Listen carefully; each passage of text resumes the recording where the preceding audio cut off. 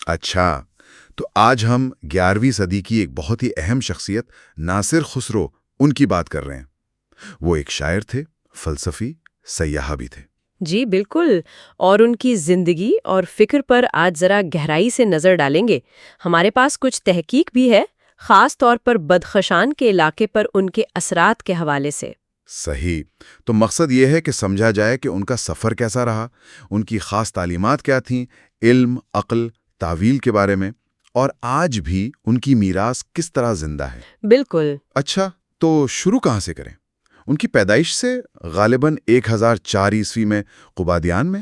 جی 1004 قبادیان، جو اس وقت خراسان کا حصہ تھا، آج کل شمالی افغانستان میں ہے، اور تعلیم تو ان کی کافی زبردست تھی۔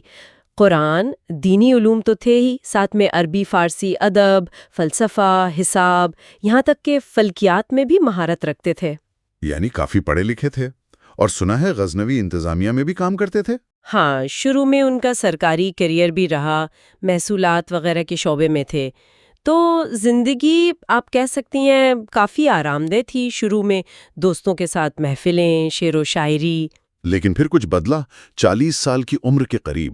جی، ایک طرح کی بے چینی، ایک گہری تلاش شروع ہوئی۔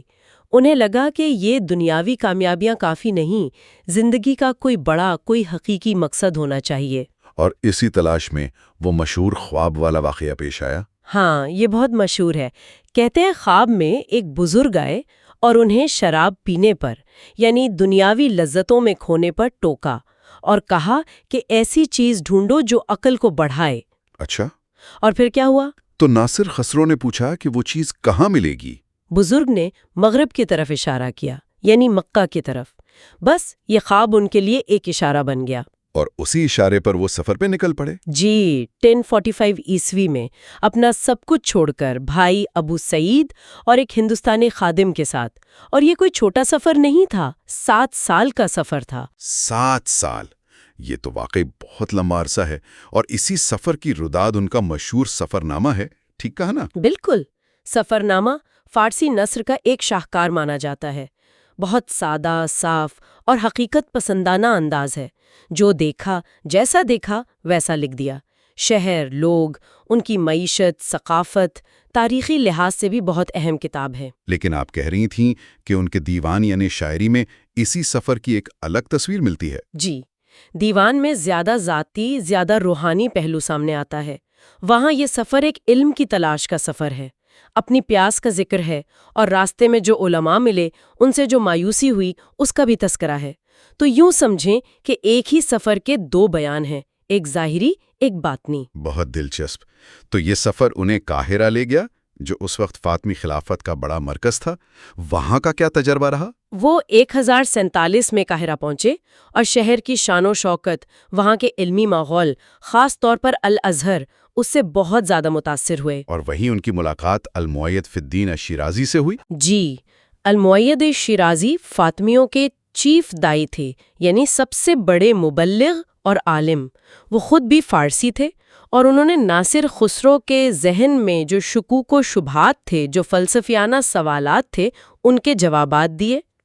تو یہ ملاقات ایک طرح سے فیصلہ کن ثابت ہوئی۔ بالکل، یہیں ناصر خسرو نے اسماعیلی فکر کو پوری طرح قبول کیا، اور پھر مؤید کی نگرانی میں خود بھی ایک دائی کی تربیت حاصل کی۔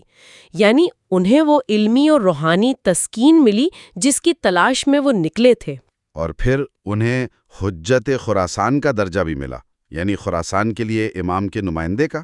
جی، مصر سے واپسی سے پہلے وہ فاطمی دعوت میں ایک اعلیٰ مقام حاصل کر چکے تھے، اور ان کی ملاقات امام المستنصر باللہ سے بھی ہوئی۔ بعد میں اپنی تحریروں میں وہ خود کو خراسان کے حجت کے طور پر لکھتے ہیں۔ تو قاہرہ نے انہیں نہ صرف علم دیا، بلکہ ایک مشن، ایک ذمہ داری بھی دی۔ لیکن جب وہ یہ ذمہ داری لے کر 1052 میں واپس بلخ پہنچے تو وہاں استقبال اچھا نہیں ہوا؟ نہیں، بالکل نہیں۔ وہاں حالات بہت بدل چکے تھے۔ سلجوقی حکومت تھی جو سنی تھی اور اسماعیلیوں کی سخت مخالف۔ جب ناصر خسرو نے اپنے عقائد کی تبلیغ شروع کی تو مقامی علماء اور حکومت ان کے شدید خلاف ہو گئے۔ یعنی مخالفت اور ظلم و ستم کا سامنا کرنا پڑا۔ بہت زیادہ۔ ان پر کفر کے فتوے لگائے گئے، ان کے گھر پر حملہ ہوا اور بڑی مشکل سے وہ جان بچا کر وہاں سے نکلے۔ تو پھر کہاں پناہ لی انہوں نے؟ آخر کار وہ بدخشان کے دور دراز پہاڑی علاقے یمغان پہنچے، جہاں کے مقامی اسماعیلی امیر علی بن الاسد نے انہیں پناہ اور تحفظ دیا، اور باقی زندگی انہوں نے وہیں گزاری۔ یہ تو بڑی مشکل زندگی رہی ہوگی، وطن سے دوری، علمی مراکز سے دوری۔ ہاں، اس کا دکھ ان کی شاعری میں صاف نظر آتا ہے۔ وطن کی یاد ہے، دوستوں کی جدائی کا غم ہے، قاہرہ میں امام سے جسمانی دوری کا احساس ہے، لیکن اس جلا وطنی نے ان کے ترلم کو روکا نہیں۔ بلکہ ان کی اہم ترین کتابیں اسی دور میں لکھی گئی ہیں نا؟ جی ہاں، سفرنامہ اور دیوان کے علاوہ وجہ دین، جامع الحکمتین، خوان الخوان، زاد المسافرین، گشائش و رہائش جیسی اہم فلسفیانہ اور مذہبی کتابیں انہوں نے یمغان میں ہی لکھی۔ ان کتابوں میں مرکزی خیال کیا تھا؟ کیا تعلیمات تھی ان کی؟ سب سے اہم بات تو علم اور عقل کی اہمیت پر زور ہے۔ وہ عقل کو خدا کا سب سے قیمتی تحفہ مانتے تھے، جس کے ذریعے حق اور سچائی تک پہنچا جا سکتا ہے۔ ان کا ایک مشہور شعر ہے، مفہوم ہے کہ دل میں عقل کی شمع روشن کرو۔ پھر تعویل کا تصور بہت اہم ہے، یعنی قرآن اور شریعت کے ظاہری الفاظ کے پیچھے جو گہرے باطنی معنی چھپے ہیں ان کو سمجھنا۔ وہ کہتے تھے وحی کا ظاہر تو کھارا پانی ہے، اس کا باطن موتی ہے۔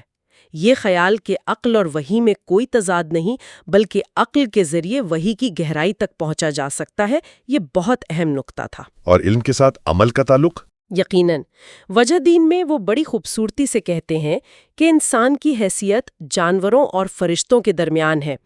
صرف علم حاصل کر لینا کافی نہیں، اس علم پر عمل کر کے ہی انسان روحانی طور پر بلند ہو سکتا ہے، فرشتوں کے درجے تک پہنچ سکتا ہے۔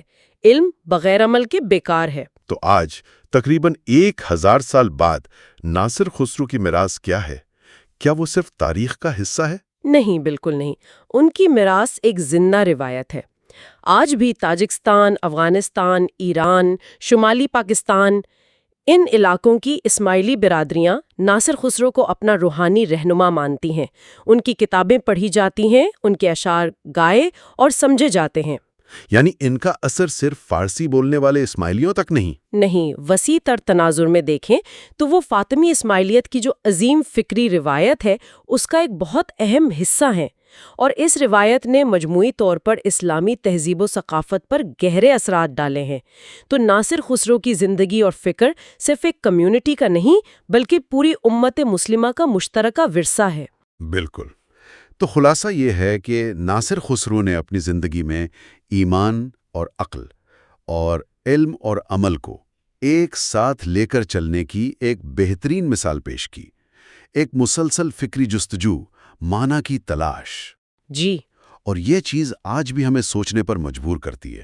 آج جب ہم معلومات کے ایک سمندر میں گھرے ہیں، ہر طرف سے ڈیٹا آ رہا ہے، تو کیا ناصر خسرو کی طرح چیزوں کی گہرائی میں اترنے، ان کے باطنی معنی کو سمجھنے کی کوشش پہلے سے کہیں زیادہ اہم نہیں ہو گئی ہے؟ یہ ایک سوال ہے جس پر شاید غور کرنے کی ضرورت ہے۔